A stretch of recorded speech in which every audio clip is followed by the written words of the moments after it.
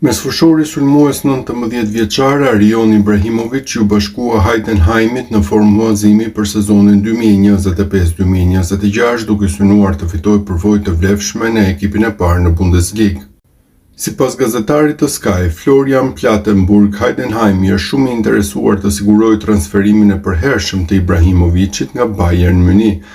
Edhe pse marrëveshja aktuale e huazimit nuk përfshin një opsion blerjeje, Heidenheimi thuhet se po planifikon të hap bisedime me Bayernin për një transferim të mundshëm të përhershëm.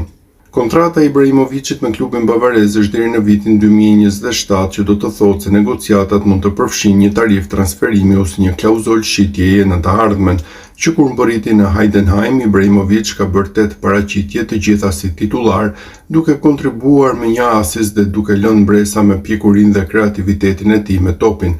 Performancat e tij kanë bindur drejtuesit e klubit se ai mund të jetë një figurë kyçe për projektin e tyre afatgjatë.